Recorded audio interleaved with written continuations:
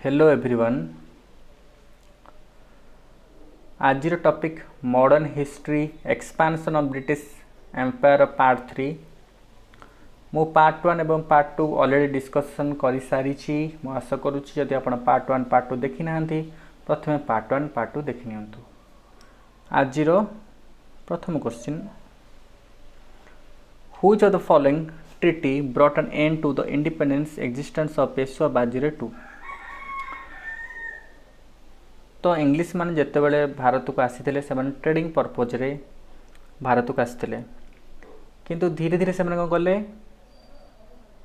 ना रूल करने आशा को मन में जागृत है। तो से बैटल लड़ले, बैटल प्लासी लड़ले, बैटल ऑफ बक्सा लड़ले, से ब्राइब देले, ब्राइब दे कि राजा मनकर जो सेनापति किणीदे माने वीकेंड करदे, तेणु से हारीगले। माने बैटल ऑफ प्लासे तो हारते, बैटल बक्सा ट्रिपल आलायंस भी हारला। तो भावतु से टाइम केमती षड्यंत्र करके दीटा वार को जीतिले। तापर जदि किए मेन कॉम्पिटिटर आखिर थिला सी थे किए मराठा माने थे मेन कॉम्पिटिटर थिले नॉर्थ रे। साउथ रे कौन थे? साउथ रे से टाइम रे थिले कि फॉरेन पावर किए थिला फ्रेंच माने। फ्रेंच मान सहित इंग्लिश मान बिल्कुल पड़ेनी। से सहित कार्नेटिक वार सब लड़ले आउ लास्ट रे बैटल ऑफ वांडियर्स रे हरैले आउ निजर सुपरमेसी इंडिया रे पूरा स्थापन कले। तो एसबू भितर जदि किए पावरफुल थिला से किए मराठा माने थिले पावरफुल।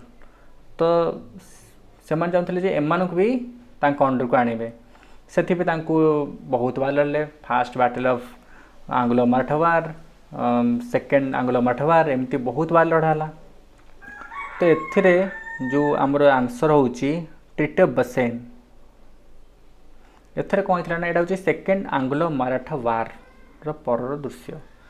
जे एथरे कौन हला ना पूना जोटा कि माने मराठा मानकर मेन थिला अंचल, सेठी तांकर सुपरमेसी कहार आसला इंग्लिश मानकर। एठी तांकर पावर आसला सी कौन कले पेशवाशिप को एंड करदे, नलिफाई करदे जे तुमर कौन से पावर चली पार ना, आम जहाँ कहूँ से अनुसार तुम कम कर। तो यहाँ के होता 1802 मसीह साइन होता after the second Anglo Maratha war. Very very important. तो ट्रीटी ऑफ सलबाई कौन? तो ट्रीटी ऑफ सलबाई हूँ प्रथम आंग्लो मराठा वार चली माने 1775 रु 1782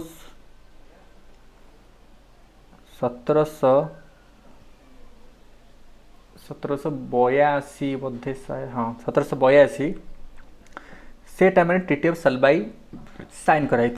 ए ट्रीटी रे कौन होता ना, ये ट्रीटी अनुजाई इंग्लिश एवं मराठा मान भितर गोटे पीस डील साइन होता जोटा कि 20 वर्ष पर्यंत थिला। ए मध्य ना मराठा माने इंग्लिश को अटैक करेंगे ना इंग्लिश माने मराठा को अटैक करेंगे। ए ट्रीटी रे साइन होता। आउट हूँ ट्रीटी ऑफ पुरंदर। यहाँ कौन? यहाँ होता 1665 रे जिते बड़े छत्रपति शिवाजी जय सिंह टू हारी जाते, हारीगले। तो तांकर सबू फोर्ट जिते थिला सबू फोर्ट को forcefully treaty of Purandar sign करी सबू फोर्ट मान को जो किला मान थिले समस्त को मुगल एम्पर मान नहीं थे। तो ट्रीटी ऑफ पुरंदर सेटा यहाँ हूँ शिवाजी वर्सेस जय सिंह। जो जय सिंह थे से कहा तरफ लड़ुले? से मुगल एम्पर तरफ लड़ुले। आ कन्वेंशन वाडगांव जोड़ा थिला, जो कन्वेंशन वाडगांव थिला सेटा कौन होता ना, जो प्रथम आंग्लो मराठा वार चली से टाइम रे किए पेशवा थिले? रघुनाथ राव पेशवा थिले। तो माने इंग्लिश माने तांकर कौन सी काम रे इंटरफेयर करें ए ट्रीटी अनुसार होता कन्वेंशन वाडगांव। तो बहुत क्लारिटी सहित मुझे आनालाइज करुच्ची, तेणु आपण कहया भितर नोट डाउन करूँ। मु बहुत चेष्टा करुच्ची सबू ऑप्शन गुड़ी को आनालाइज करने, तेणु टिके टाइम लगुच। तेणु पेशेंसफुली क्वेश्चन को देखूँ। Which of the following was not a French settlement. तो आम टे लॉजिक लगेगा आम के जाचे जे पर्तुगीज माने प्रथम भारत को आसते आ शेष भारत रू जाते आसी के 1458 मसीह आसते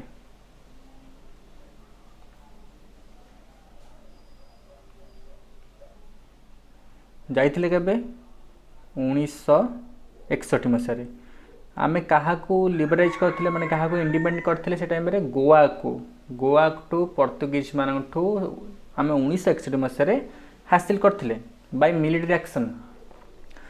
तो तो आम तो जान गोवा गोटे पर्तुगीज स्टेट है तर ये क्वेश्चन आंसर हूँ Goa.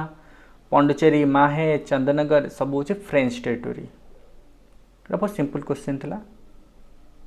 Who among the following viceroy became a victim of one of the convict during visit to Andaman? आम से गोटे कथा हम शुणुचे जे इंग्लिश मैंने थे से कला पानी जेल दंड दौले जे कि भूल करता कि भूल न करू विरोध में किसी किए कहूला कला पानी दंड दिखाऊला। आम बीडी साबरकर से आंडामान जेल को पठे देते। तो एमती से थरे गोटे भर जड़े थे भाइसरय जी जाते आंडामान जेल को भिजिट्रे से टाइम से भितर गोटे प्रिजनर हाथ में मार देता। तो से किए भर से हूँ लॉर्ड मायो किल्ड करते मार प्रिजनर मार देते। तो ये जो ऑप्शन टी एनालाइज करेंगे लॉर्ड कर्जन आम जाने बेंगल डिवीजन कहाँ टाइम होता Lord Curzon 1905 October 16। Lord Ripon the father of local self government बोले जाने। लॉ लिटन आम जाने the viceroy of reverse character आउ तांको टाइम रे दीटा एक्ट साइन होता गोटे हूँ वर्नाकुलर प्रेस एक्ट आउे arms act.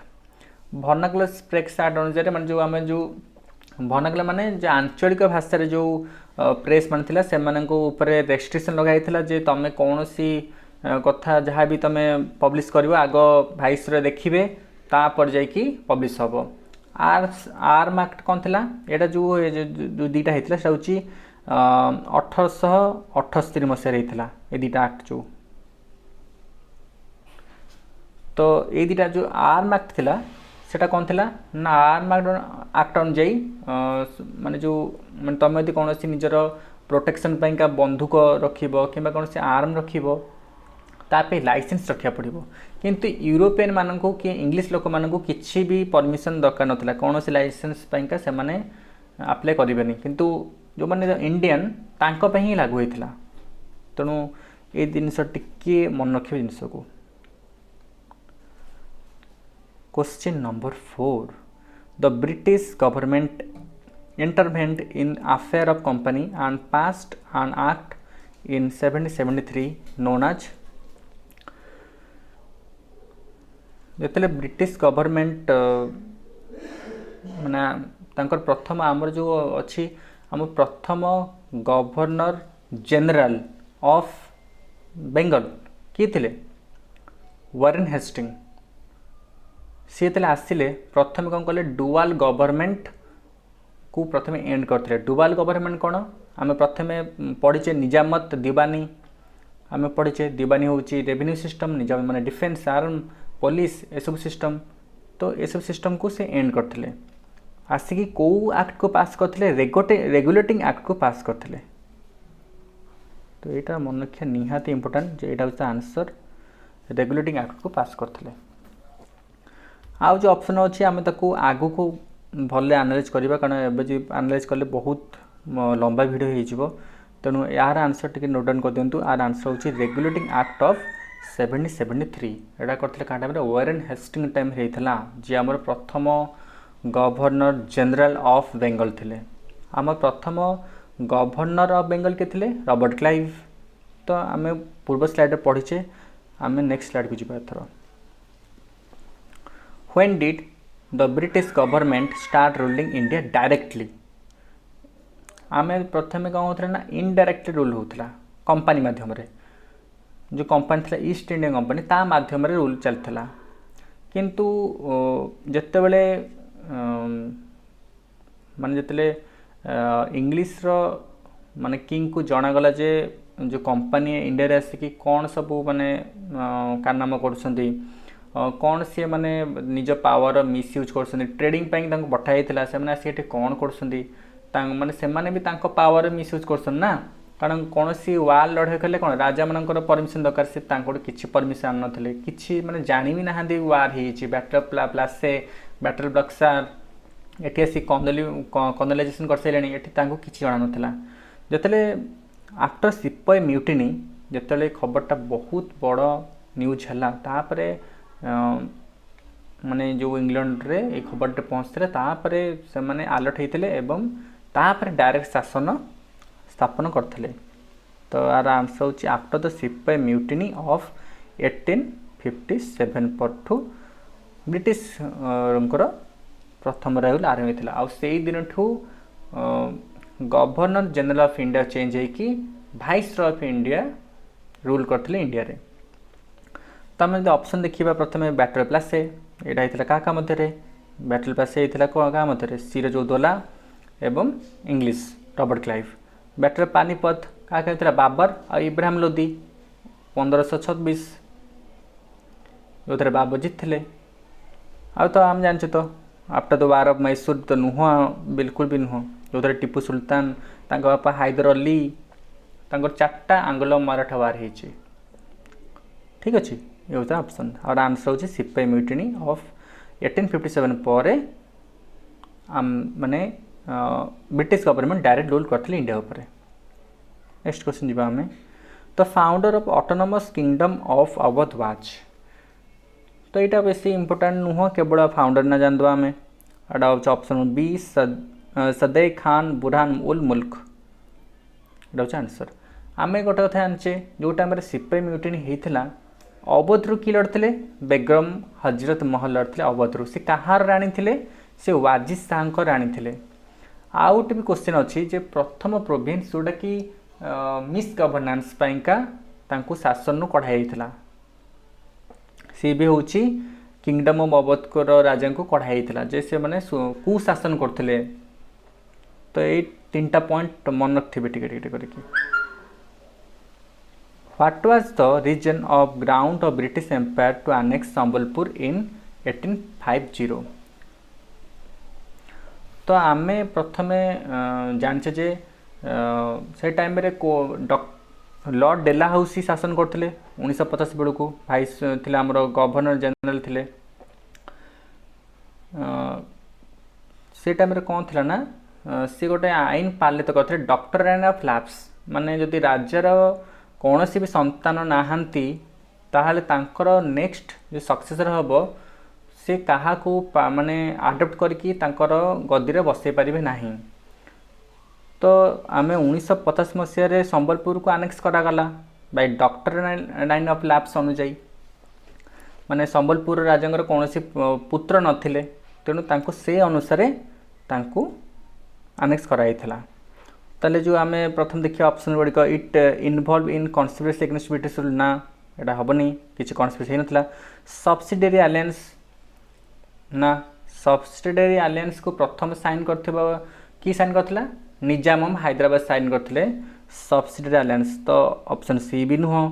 Death of it ruler without a heir हाँ यहाँ हूँ ठीक आंसर। जदि राजा मृत्यु होगा कि कौन भी पुत्र नथिले जे शासन करने यहाँ हूँ ठीक आंसर। मतलब लैक ऑफ प्रॉपर गवर्नेंस भी नथिला ठीक से शासन मध्य होता। तो यहाँ हूँ ऑप्शन नंबर बी हूँ तार answer. Haidar Ali was defeated at Porto Novo by which of the British general यहाँ हूँ ऑप्शन नंबर बी आइरेकुट। एथरे किसी जिनस एक्सप्लेन करा ना यहाँ option B. Who was the French governor of Pondicherry who tried to make a French company as a powerful company. तो आम मु प्रथम कहीदे जो सबुठ बड़ राइवलरी था माने प्रतिद्वंदी इंग्लिश और फ्रेंच। आम हिस्ट्री अच्छी जे तांको भितर कार्नेटिक वार होता 4टा कार्नेटिक वार होता भितर।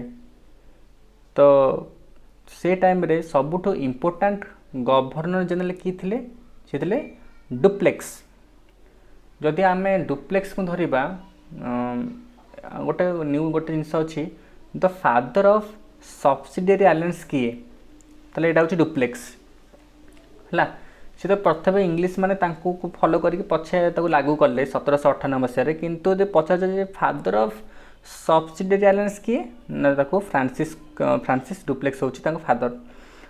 तो डुप्लेक्स चाहूले जे फ्रेंच रो पावर इंडिया रे बढ़ू तार मनोबल बढ़ू तेणु सी बहुत ताबे प्रयास करथिले। तो नार ऑप्शन होची डी जोसेफ फ्रांसिस्को डुप्लेक्स। तो नेक्स्ट क्वेश्चन को हमें देखिबा Tipu Sultan took support of which of the following power to fight the English. तो टीपू सुल्तान जो थिले सी जो कौन थे गोटे जैकोबियन क्लब मेंबर थिले फास्ट टू आउ कौन थे सी प्रथम रूलर जे कि फॉरेन को एम्बेसडर मत सेंड करते आउ जो कैपिटल थिला श्रीरंगपट्टनम सेठी से ट्री ऑफ लिबर्टी मत स्थापन करते। तो सी बेसिकली क्या सपोर्ट थे फ्रेंच मानकर तेणु से फ्रेंच मानू मत सपोर्ट मागिथिले एवं फ्रेंच मानक हेल्प नहीं कि से इंग्लिश मत लड़ुले आ फ्रेंच माने भी थिले कौन इंग्लिश मान दुश्मन। तो दुश्मन को दुश्मन दोस्त टीपू सुल्तान को सांग थे फ्रेंच माने। तो आजिर सेसन टाकू आम ये एंड करवा मु आशा करुच्ची मु आज सब क्वेश्चन ठीक से एनालाइज कर पारिछि।